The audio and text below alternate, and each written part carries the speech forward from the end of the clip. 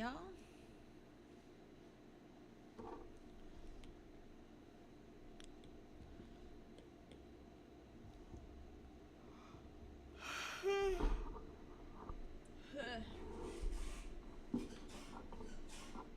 Still working on this, y'all.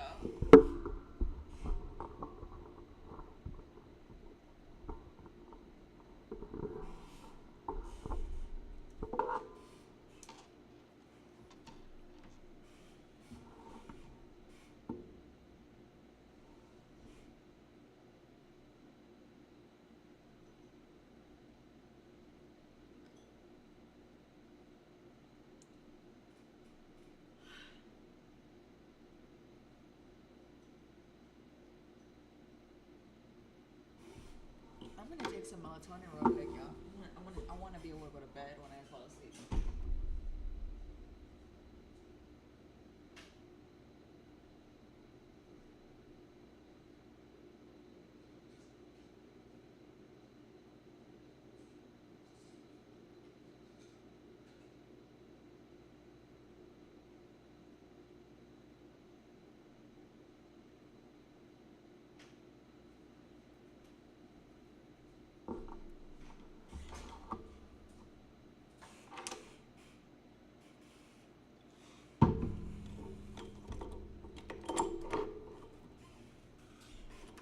In case you, in case no one has told you guys ever before, as someone that has taken melatonin a lot more than I should, um, don't take a lot of it. Melatonin will make you fucking sweat your fucking brains out. I'm gonna tell you that right now.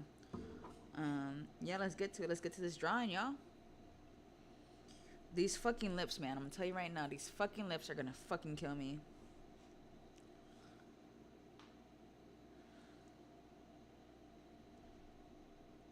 I don't know what to do with these lips, to be honest.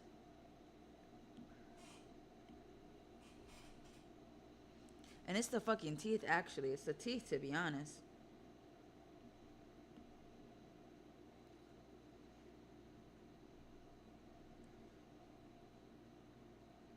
And I feel bad because his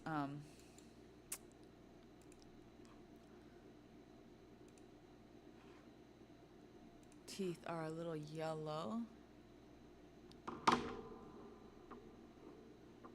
see.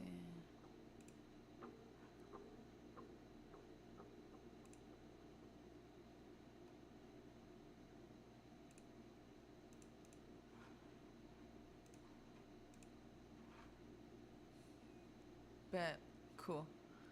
Alright, so this is who I'm trying to draw. Amilcar Cabral. And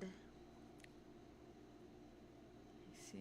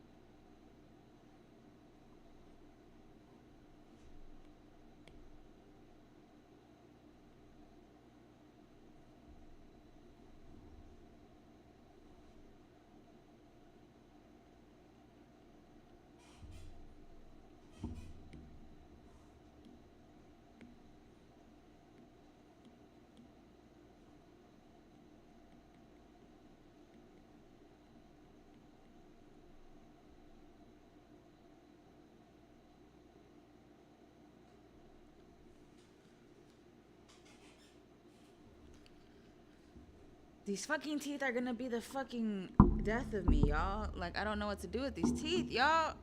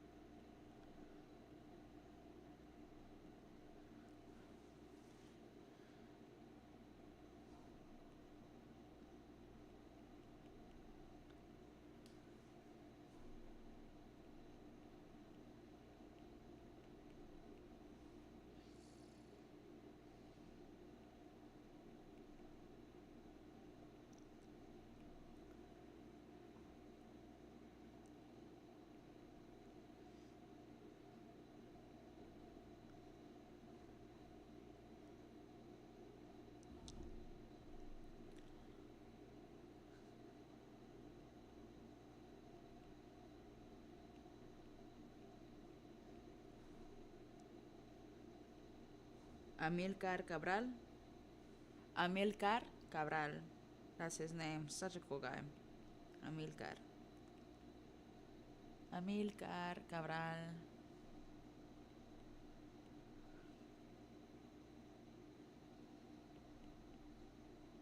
Even his name is not his.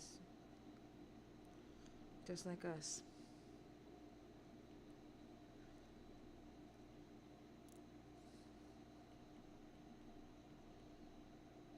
You know, it's just so cool, like learning about this guy, learning about this man, not a guy, this man, this honorable, awesome man. Learning about everything that he did and what he did for his country, for love of his country. Like, his love is his fellow man. I don't think it's love for country. I think it's like love for fellow man, right? I think that's pretty fucking awesome to do what he did. Let me read what he did. Let's watch some YouTube videos on Amilcar Cabral.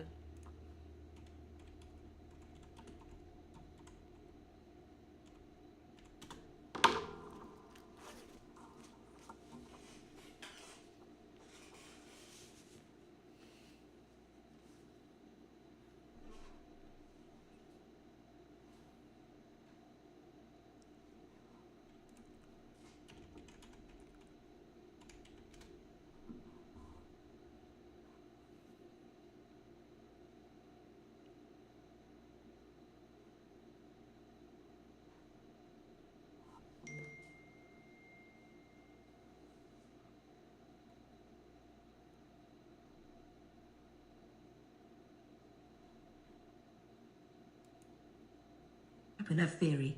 Address delivered to the First Tricontinental Conference of the Peoples of Asia, Africa and Latin America held in Havana in January. That was horrible. I don't know what the fuck that is.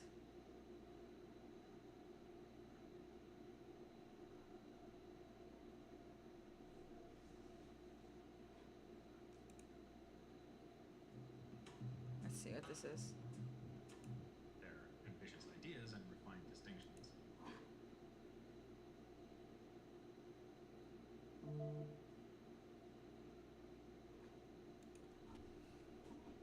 All right, welcome everybody.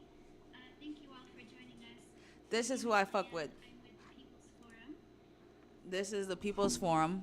They're a group in New York. I fuck with them. Let me see if I can stream them.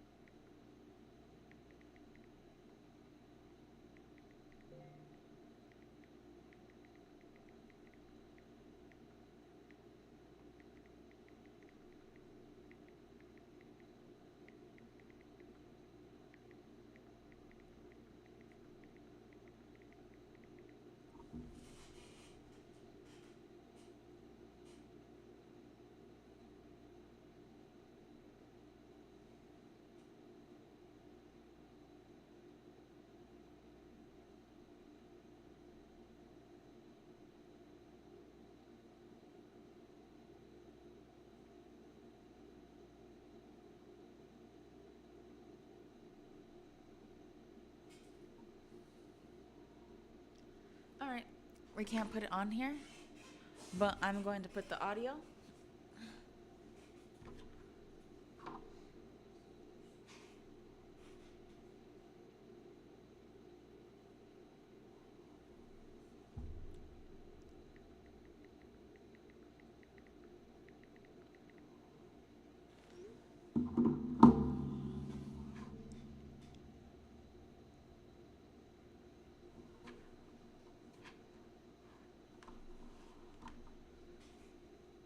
All right, let's put the video.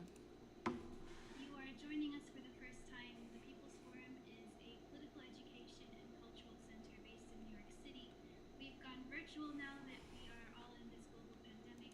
Of course, there's opportunities with every limitation, so we're really happy to have viewers and participants from all around the world for today's lecture.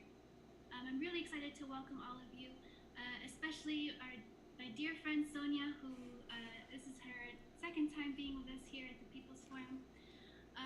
And we're very excited for this lecture on Amilcar Cabral and the PAIGC. So Sonia, thank you so much for being here. Dr. Sonia Vaz Borges is a militant interdisciplinary social and political organizer. She has a BA in Modern and Contemporary History, Politics and International Affairs, and an MA in African History from the Faculty of Humanities and of the University of Lisbon. She received her PhD in philosophy from Humboldt University of Berlin, and she's a postdoctoral scholar from the Center for Place, Culture, Politics at the Graduate Center, City University of New York. She is also the editor of the booklets, and I'm sorry, I don't speak Portuguese well, so I encourage you to go to our website so you can actually see the titles of these books. Cadernos Conciencia e Resistencia Negra, and the book Na Polispera Percursos nos Barrios da Estrada Militar, Santo Filomena e Ancosta Nascente. So Sonia is also co-author of the short film Navigating the Pilot School, along with filmmaker Felipe Cesar. She's also working on the second You film know, together how with do you know what Cesar, degrees you have New to get to Project. be an She's activist? currently based in Berlin. We are thrilled to have you, Sonia. Huh? And for those of you who have not participated in an online lecture with us, I just want to remind you, you are able to post questions in the chat in the YouTube or in the Zoom Q&A function, and we'll review them and get to as many as we can. And Sonia, I'm going to pass it to you. See, they're not gonna like how I'm doing his teeth, bruh. Thank you, Diane. Like, see, Good y'all not evening gonna to like how. all the Look at him. attendees. Thank you very much Look at to them the little teeth. forum for inviting me for this lecture. It's a pleasure for me to be here today talking on topics that I'm so passionate about it. Amilcar Cabral, the liberation struggle, and especially the one developed by the African Party for the Independence of Guinea-Bissau and Cape Verde, most known as in Portuguese Cape Verde. PAIGC, in English might be PAIGC. So when I received the invite to talk on these topics and also to introduce my research on the PAIGC militant education between 1963 and 1978, I struggled a bit on how could I concentrate in a short time a conversation that we could take hours of discussion and learnings with each other.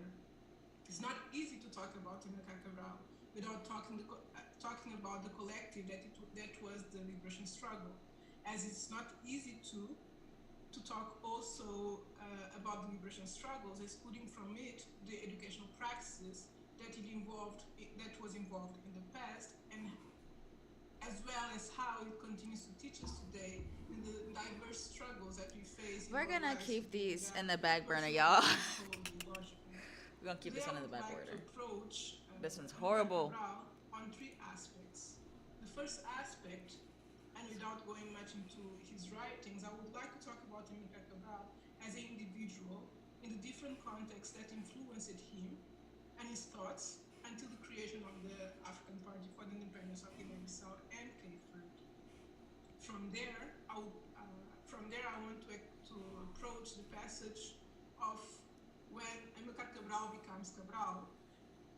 And here I use the surname Cabral as a representative denomination of the collective that was the liberation struggle. I feel bad. To conclude, and I hope that I don't go over my time, I will briefly explore the idea of education during the liberation struggle, concluding with a Let's just see how this looks like real quick. I already mentioned that I made with Felipe Cesar, that this was made through, with the recovery of the footage of scenes filmed in the school during the liberation struggle and oral history that was recovered in 2013 in Cape Verde. The film set will be the pilot school, one of the main schools of PAIGC located in Guinea-Conakry. So to start, I'm going to share my screen.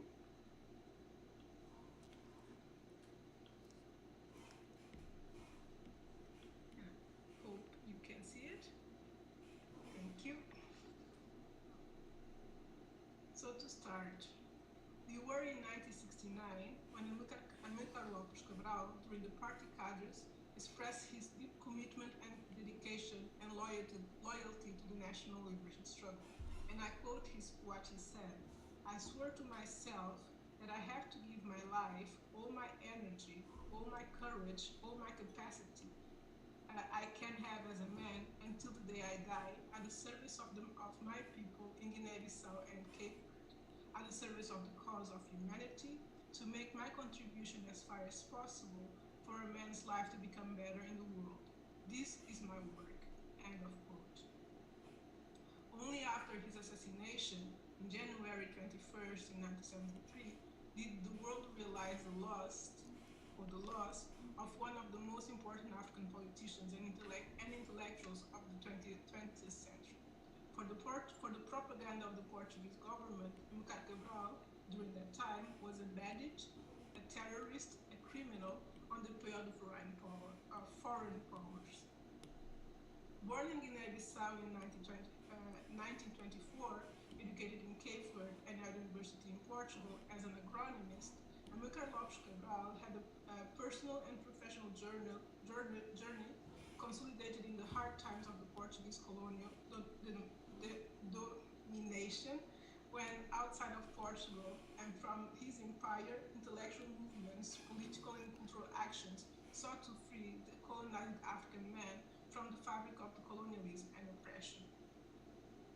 It is based on this brief description, locations, and his experiences in these places. They are crucial for the understanding of the intellectual work of Cabral, and that it revealed later in the political, economical, and cultural strategies for the achievement of independence of Guinea-Bissau and Cape Verde, and the thoughts of the national reconstruction and decolonization of these territories, for which the independence was just one step on this long process.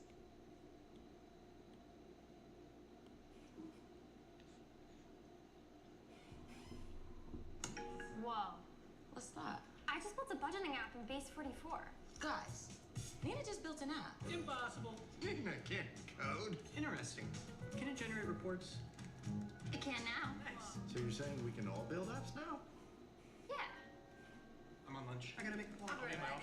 Just built an inventory tracker. Protein calculator. Book share an app. A workflow manager that Tracks who still owes for the group lunch. Trash duty schedule. Since no one seems to care. just built a I just performance created a goal manager. tracking system. We built the same thing, didn't we? Yep. Can this thing manage content? Is the SOC 2 compliant? I want to animate this graph. Create a party planner. Profesor de español. An inter-office dating app. For dogs. So I will talk more about these influential spaces where Cabral lived and passed. Although Amilcar Cabral was born in Guinea-Bissau, I will start with Cape Verde, from where his parents are from, and where he lived most of his youth life. Amilcar Lopes da Costa Cabral was the son of Cape Verdeans immigrated in Guinea-Bissau.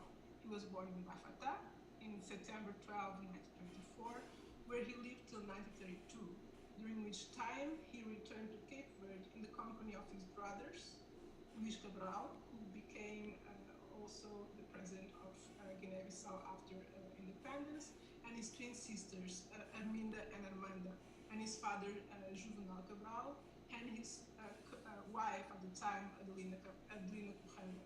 His mother, Iva Pinhel Evra, joined him in Cape Verde between 1933 and 1934, and from there, although the intellectual influence that his father had on him, she was the main responsible for his education. Just some information about Cape Verde.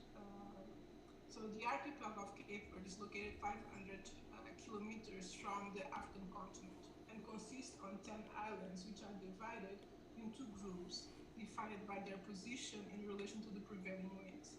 In Portuguese, we call them Barlavento and Sotavento.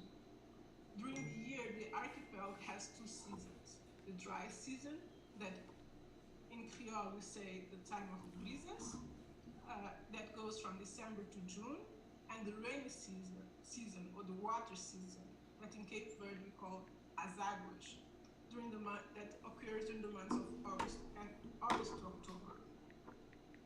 The geographical location and climate conditions of the archipelago constitute an essential factor of its history, characterized by the great social and cultural variability, from where we distinguish the settlement, the relationship of man with the environment, the development of the Creole, the Cape Verdean language, the social relations factors that are the basis of the history of the construction of the Cape Verdean identity. There is a Cape Verdean saying that goes like, and then I'll say it in Creole. It means "Olho na mar, costa pa terra," which means eyes on the sea and the backs to the land. This describes more or less the life of the Cape Verdean that has much to do with the periods of dryness when it's not raining that forced the Cape Verdean person to immigrate in order to build the life and also to reinvent the life in Cape Verde with the sending of money of his contribution for the people who stayed. So Amilcar Cabral was very conscious of these consequences of the dry periods in the land, the agricultural crisis and the fruit crisis, such as happened in 1940s and again in 1947 and 1948, that had a great social and demographic consequences such as hunger and the social confrontations to the lack of food. There was also during this time in Cape Verde, and which influenced very much Amilcar Cabral, the cultural movements called Claridade and then Certeza. And these movements made him to start to produce poetry, which is a part of Cabral that is very little known, is the immense poetry that he also produced. So in a way to express his thoughts and of social and economical aspects of the island, I'll quote just a short excerpt of one of these poems, where he says, "I do not understand life. There is a struggle between humans. There is war, there is hunger, and there is immense injustice. There is the secular poor, aspirations that died, while the strong spend on an unnecessary spending what others want." End of quote. And this is just to give an example of how. What did she say? In Let's see. a very young age, struggle between humans, where he says of social and economical aspects of the island. I'll quote just a short excerpt of one of these poems, where he says, "I do not understand life. There is a struggle between humans. There is war, there is hunger, and there is immense injustice. There is the secular poor, aspirations that died, while the strong spend on an unnecessary spending what others want." End of quote. And this is just to give an example of how, in a very young age, Cabral already had these thoughts of hunger, injustice, aspirations, and how much money was being spent in things that would improve, in things not necessary, but we could use that money that could use to improve the life of the people in the islands. There is also another aspect of Cabral lives in Cape Verde that I think is important to have in consideration, and this has to be that he also assisted the military presence of the few hundred Portuguese soldiers under the pretext of a possible foreign invasion during the World War II that might inspire him to write this poem, because the Portuguese troops were being fed, but the Cape Verdean population was being left in starvation. From there, from Cape Verde, we moved to Portugal. So after his childhood in Guinea-Bissau and his youth in Cape Verde, Portugal, and more precisely the city of Lisbon, constitute Cabral's third training space. The time he lived in Portugal between 1945 and 1952 was a period of economical, political, and social crisis in the country, ruled by a fascist colonial regime known as Estado Novo, or the New State in English, a government that sought to mold at all levels of the civil society according to his new values that is to educate and inform in nationalist, corporate, and Christian morals. With a scholarship that he received from the House of the Students of the Empire, an organization created by the fascist and colonial regime to represent the students who were coming from these colonized territories to study in Lisbon. So during his stay, and also in the House of the Students of the Empire, Amilcar Cabral was a participant in the activities and developed in the house participated in the house in several other activities, where he registered the past of Frank Essency, going up from 1947, 1951. I'm sorry, in Germany, they, on the basis also of the African view until then, and that allowed him to understand in local the problem of colonization, its socioeconomic impact on the population, and the causes agriculture service of Guinea-Bissau, where he, for 3 years, between 1952 and 1955, he worked as an agronomist at the colonial technological office. And second, to rediscover themselves as Black Africans, realized that it was both German mood on reading the numbers. So his activity in the house was not just limited to administrative functions, but it was also on the cultural sphere, that he was a chairman of the cultural committee and co-founder of an important magazine called Mensagem, a cultural newsletter, where he also published. I will just mention one passage of an article that he wrote for this newsletter, called in Portuguese Hoje e Amanhã, in English Today and Tomorrow, where he raised the human issues in general, but in the case of the Cape Verdean island in particular. And I will quote in one of his poems. He says, "Since I was in my 20s, a stubborn idea has occupied my brain, clashing against other ideas, other concerns. We live today in an era of constant worries, son of worries that both afflicts me and afflicts every man who wants to live and feels he does not live. The longing are firm wills to collaborate for the progress of all, and hopes are not questions marks, they are realities." End of quote. And this is just some of the writings of Cabral during this period as a student in Portugal. Due to the activities of the house and the state surveillance that it was going through because of the activities that were going on there, it was created also in Portugal the Center for African Studies, Centro de Estudos Africanos in Portuguese, which was practically a clandestine group meetings that took place in the house of a family, the Espírito Santo family, which were family from another Portuguese colonized territory called Santo Tomé and Príncipe.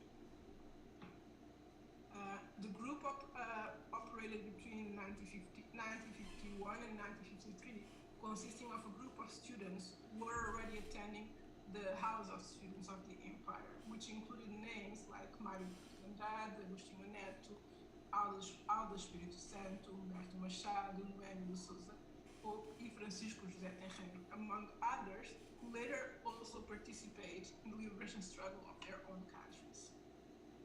The Center for African Studies had two very specific goals.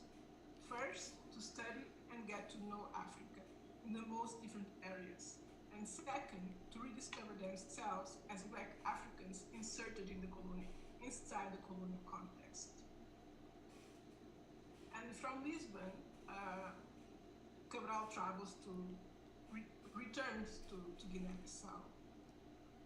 And Guinea-Bissau is located in the West African coast between the modern states of Senegal and Guinea-Conakry, and Guinea-Bissau formerly was called the Portuguese Guinea.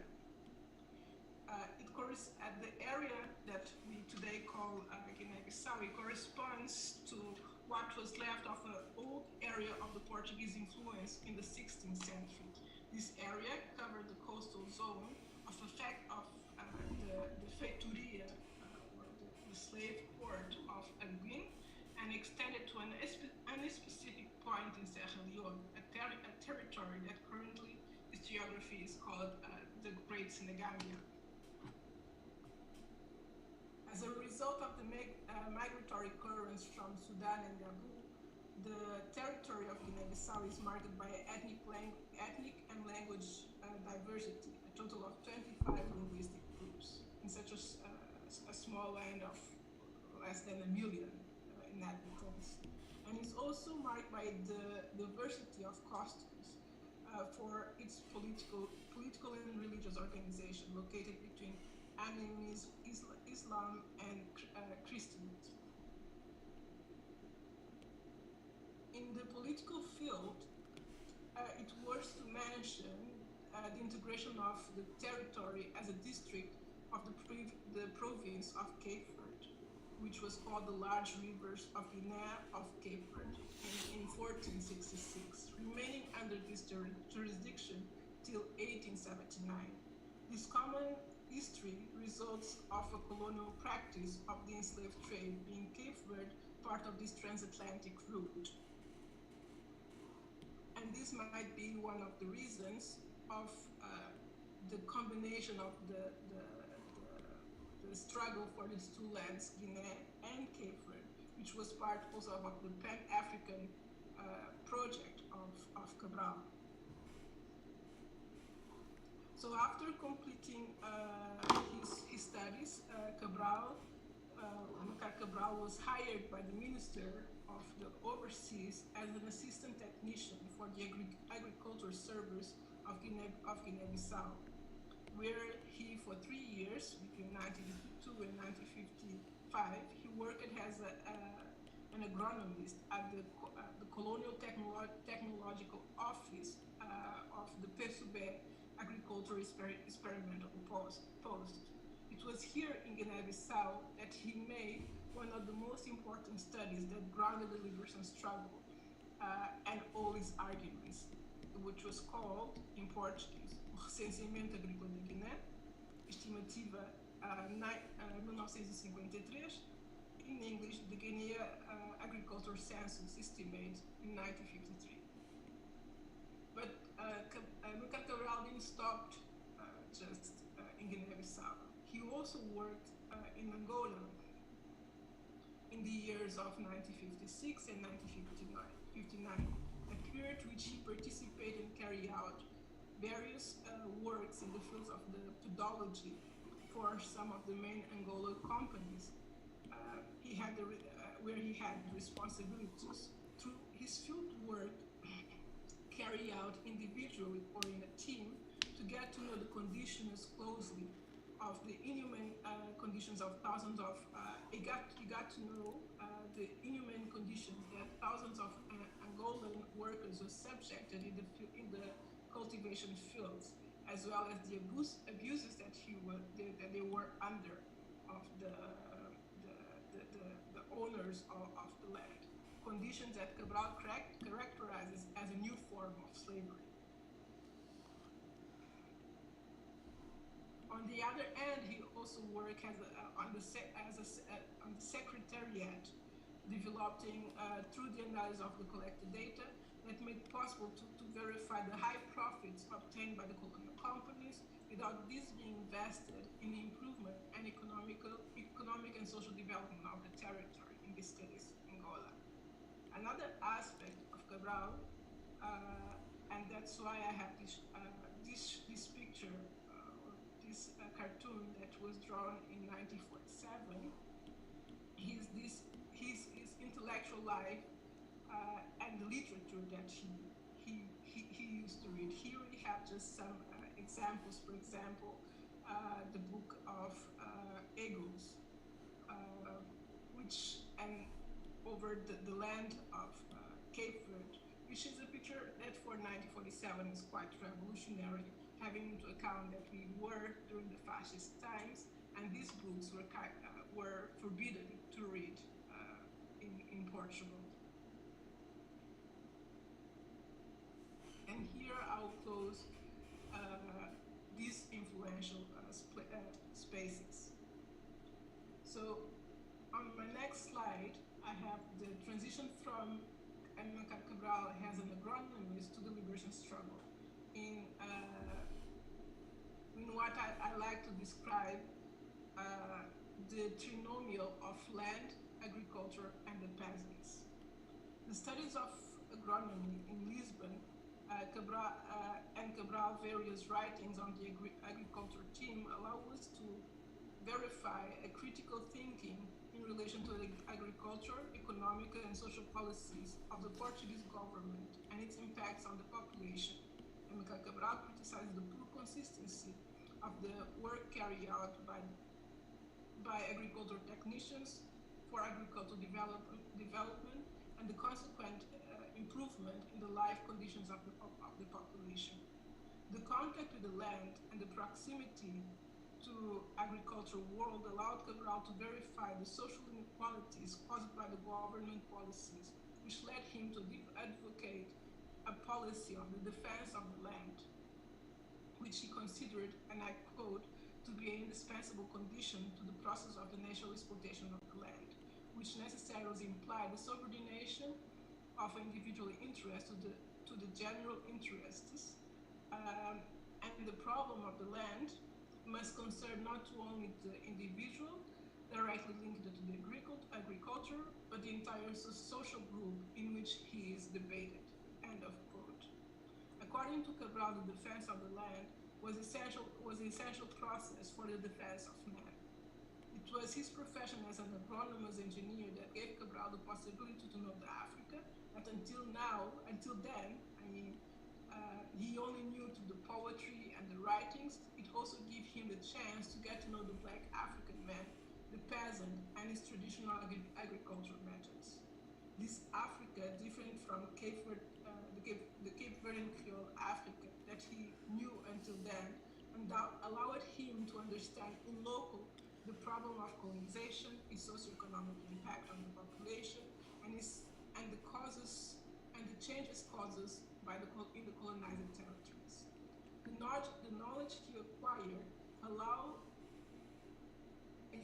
knowledge he acquired about the contradictions existing in society, especially in the agricultural field in the colonized territories, and the relation between colonizer and colonized, led him to see his profession as an instrument of change for the elimination of all that led to the destruction of the living conditions and the waste of the resources available to the man for the living, and the usurpation for the benefit of the others. Cabral took on this struggle first as a member of the colonized society, and second as someone who had the theoretical and technical knowledge, who was responsible for the working and giving his contribution with the purpose of promoting and improving the quality and the standards of living of the African man in general and the African peasant in particular. In order to improve the life of the African peasant, Cabral recommended, and I quote, the need to take a full advantage of all African resources of Black Africa, which requires in some aspects the progressive transformation of nature. The need to apply the wealth from the resource of the Black Africa itself.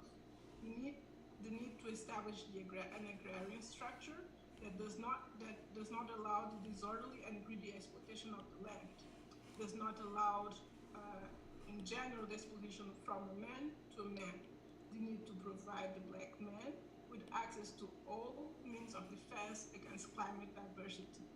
The need to foster the cultural development of Black Africans, which requires the making the most of his own culture, and that other peoples, the need to select and take advantage of all that is useful in the Black African systems of land cultivation, as well as all European techniques that can be applied to Africa in the development of the land, and on the basis also of the African knowledge of the land. Motivated by the improvement and development of the agriculture for the policy on defense of the land of the Black Africa, Cabral soon realized that the realization of such objective such goal should be mainly done through the education of the man, so that he freely could better use the resources of the mother nature. So this trinomial, land, agriculture, and peasants, and the concept of development of the protection of the man and land proposed by Cabral during this time are the ground basis of the strategy that he then adopted for the liberation struggle. Strategy that was guided first by the defense of the land. Here, the land is no longer seen only as the agrarian structure for cultivation. It assumes a political and nationalist territorial character. Second, the defense of man. This man stopped being just a peasant who worked in the land to become the whole African man, victim of the colonizing system. It added also the education of the man as the main stone of support for all these changes projected by Cabral during the process of independence struggle, and after after the once independence was achieved. So the use and protection of land and degradation of agriculture of the African continent, and constantly the human life, were fundamental concerns of Cabral. In this way, he sought to underpin the entire ideology that could, above all, safeguard the interests and the well-being of its people. And here we have the transference of Cabral, Amilcar Cabral, as just an individual, to the Cabral, the collective that became the liberation struggle and the African Party for the Independence of Guinea-Bissau and Cape Verde. In my work, I use the term liberation struggle or liberation movement as a general term to refer to a social and political phenomenon that are defined as an individual collective process response of people who becoming conscious of the racialization, dehumanization, oppression and exploitation to which they are subjugated under the colonial oppressive government inside or outside their countries, organize themselves to dismantle or destroy the institutions and practice to which they are subjugated, employing for this end any means at their disposal, including violent acts and non-violent acts. Colonialism as a practice of domination involves the subjugation and oppression of one people by another through the creation of a colonial structure, which implies the domination of a geographical space, the creation of policies of domestication and reformation of the native bodies, minds, and emotions, the repression of traditional and cultural manifestations, the appropriation and integration of local economic histories into the colonizing culture, and the creation of two interrelated and antagonist groups, the colonizer-oppressor, the colonized-oppressed. It was within this context of colonialism and oppression, and through the process of becoming conscious of such a structure, that the African Party for the Independence of Guinea-Bissau and Cape Verde was created in 1956 by a group of anti-colonialist Ghanaians and Cape Verdeans militants. In 1974, the generation that made the liberation struggle was described by Mário Pinto de Andrade as a geração Cabral, meaning the Cabral generation. Later, the Angolan writer Pepe Tela, in his book Geração da Utopia, the generation Utopia, narrated in form of fiction the path of this group of young people that fought for independence during the 1960s and 1970s. So the creation of the PAIGC can be understood as the result of a poem that Cabral wrote it in 1946 called Grito de Revolta, which means rebellious scream.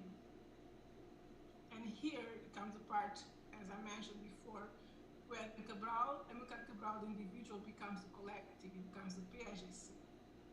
The PAIGC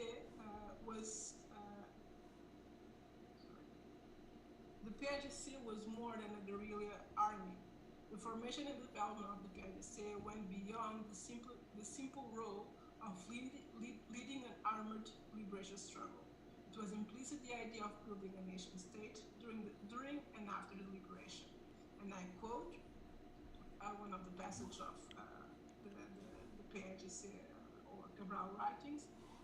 Our party must have the fundamental role as an instrument that studies and makes decisions regarding the problems of the development of the life of our people. The party must have the fundamental political guiding action, which step by step we are creating the necessary instruments for the execution of the solution of our problems, to satisfy the aspirations, dreams, and desires of our people, to have a decent life, like all the peoples of the world,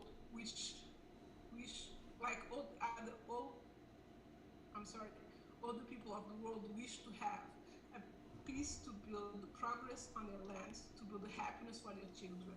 End of quote. The party considered the mother instrument of the people for the national liberation required a united and conscious and active political organization capable of putting in practice a specific project with various levels of liberation that should continue after the end of the armed struggle, able to lead the national reconstruction. The moment of the development of the liberation struggle corresponds to a significant phase in the country and on its peoples. Such a struggle is a remarkable and articulate response to any form of colonialism, racism, oppression, and exploitation. To sum up some of the Cabral thoughts about the liberation struggle, he recalled that to fulfill the objectives of the national liberation struggle movement and to put in practice the program and strategies designed for the liberation, one had to be ready to face significant obstacles. First, to overthrow the colonial institution of oppression and exploitation, and second, to fight against the several toxic residues left by the same structure in the body, the minds of the people. And third, to fight against the high percentage of illiteracy and, let's say, ignorance, so that the people could reclaim and regain the voice as active members of the world history. Although political independence was a clear goal in the struggle for liberation, it should not be seen as the ultimate aim, but only as an important phase of a long process. As he said, we are not struggling merely so that we may have a flag, an anthem, and ministers. The broader and bigger goal was the social and human liberation through the destruction of a colonial institution and ideology and the construction of a new decolonized society. Such a process implied the knowledge of how the domination system of colonial institutions functioned and the different forms it could take, and implied the vision of the kind of society that one wanted to build and how it will be built and with whom it will be built. So the PAIGC, the African Party for the Independence of Guinea-Bissau and Cape Verde, was defined by Cabral as, again, and I quote, as the instrument, as the mother instrument, the principal means which creates other means to link to. It is the root, it is the trunk, which produces other branches of this development of our struggle. As a party, in the sense of an organization of people fighting for independence against foreign rule, and who laid down the common plans for the struggle and the future of national reconstruction, would make to use that all gains and discoveries of value of human culture for the progress of the people of Guinea-Bissau and Cape Verde, and to restore the peace and dignity, and to progressively eliminate and exploitation by man, and all forms of subservience of the human person for the profit of individual groups or classes. The party major program was elaborated around 9 segments. For instance, the first segment demanded national, total, and unconditional independence for the people of the Portuguese Guinea and Cape Verde, and the end of all colonialist and imperialist relationships, the revision and revocation of all agreements, treaties, alliances made by the Portuguese colonialists.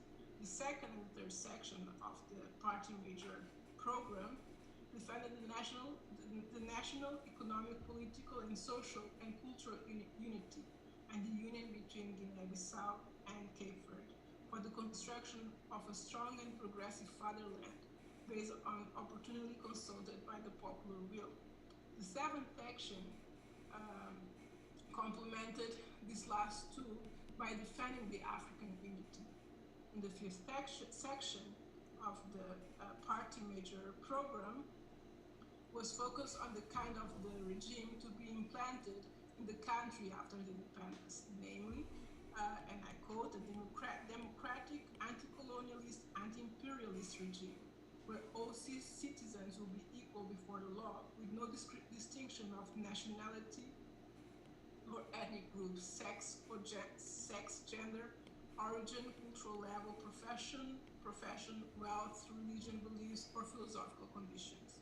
This was topped with the sixth section focused on economic independence and the structural economy and the development of a production.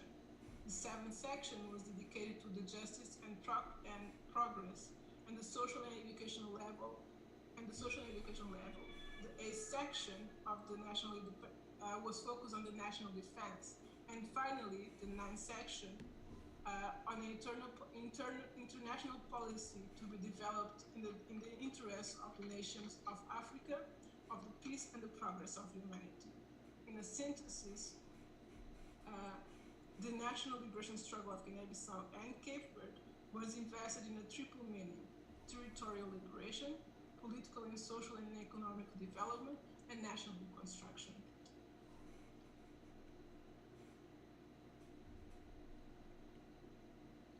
And this made me jump for the question of the militant education. So Cabral personal experience with the Portuguese colonial teaching process in Cape Verde and in the colonized territories allowed him to develop a critical thinking in relation to the ideology that they try to transmit, and the impact and the consequences of life in the Black African students. According to Cabral, and I quote, all Portuguese education depreciates African culture and civilization. African languages are banned in schools. The white man is always presented as a superior, being the African as an inferior. African children acquire an inferiority complex when they enter the primary school. They learn to fear the white man and to be ashamed of being Africans. African geography, history, and culture are not mentioned or are adulterated, and the child is forced to study the Portuguese geography and history. The Portuguese state was mainly responsible for this kind of education, but also counted with important support that was the church, the Catholic Church, for the implementation of this colonial and nationalist ideology. In 1951, years before the beginning of the liberation struggle, concerning the importance of education, Cabral wrote, and I quote, everywhere in the world, education is the fundamental basis that underpins the work of emancipation of every human being. The conscience of man, not according to the needs of every individual or class convenience, but in relation to the environment he lives, the needs of the community and the problems of the mankind. Today, education aims at the goal of the full realization of man, without the use of race, of origins, and being conscious and intelligent, useful and progressive, integrated in the world and the environment, geographic, economic, and social, without any sort of subjection. For this reason, and therefore, the problem of education cannot be treated separately from the social economic one as a mere resultant of the turbulence of the times. End of quote. Under the liberation struggle words or slogans, all those who know should teach those who don't know, the PIGC developed two simultaneous educational projects, one for adults and one for the pupils. So it's in this context that appears the idea of the militant education. And militant education, or militant school, based on the PIGC archive documents and on the interviews with teachers and students, is a term that I define as a committed, engaged, and conscious anti-colonial and decolonizing principles focused on the ample concept of the liberation. Militant education was rooted and supported by the realities and the necessities of the community. In Wu's pedagogical role combined three aspects: the political training, the political learning, technical training, and the shaping of individual and collective behaviors. Pupils, students, militants were supposed to be guided toward the development of his and her or themselves as a liberated African citizen whose work was to give their contribution to a sustainable development of the newly independent liberated country integrated into the international system of states. Militant education as an idea was applied to the training of the three groups then. They were the training of the militant teacher, the training of the armed military militant, and finally the formation of the militant student. To resume, and before showing the short film, which you can discuss more later, Amilcar Cabral educational background, the life experience he acquired in the countries where he lived or visited, the people he met, the ideological currents that marked the thinking of several revolutionary politicians of his generation was decisive for the contribution of Cabral's intellectual formation and also for the creation of the liberation struggle and development of the liberation struggle. The work he carried out for 17 years of struggle consisted in preparing the ground where he laid the foundations that would rise to the future of the Guinean and Cape Verdean nation state. The particularity of this reflection in action are clear in the way the struggle was conceived. More than building a state or acquiring international political status, the fundamental objective of the struggle was precisely to improve the economical, social, and cultural level of the liberation of the liberated populations. And in this way, the slogan "Tell no lies, claim no easy victories" was one of the important mottos of the liberation struggle, as well as the philosophical and moral basis of the militant education. Thank you very much. And now we follow with the short film.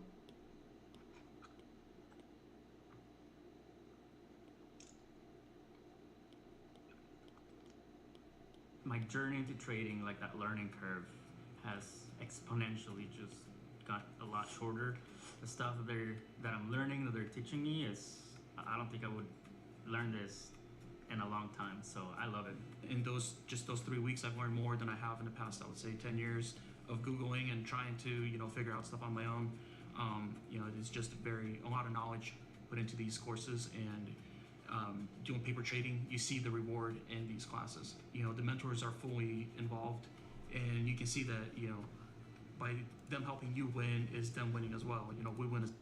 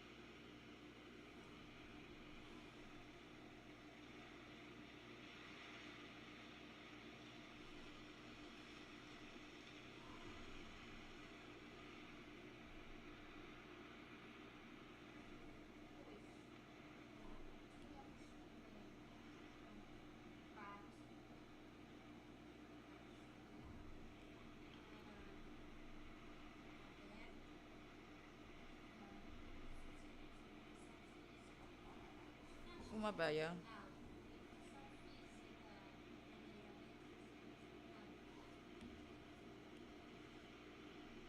Finally.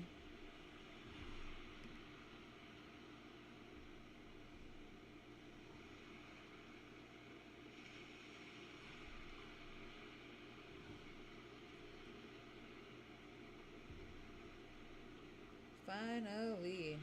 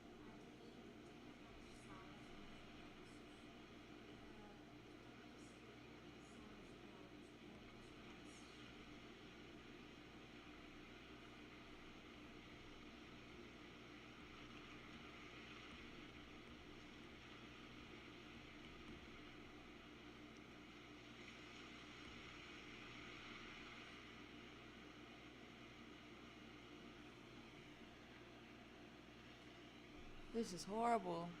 This sucks, guys. Why didn't you guys tell me this sucks?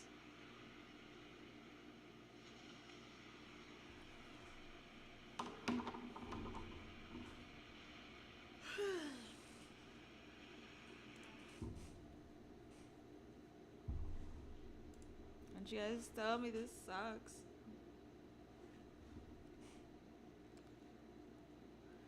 Alright guys, I'm gonna call it a night. It's 11:30. I'm gonna get in bed. It's 11:20. You guys are awesome. Stay cheesy.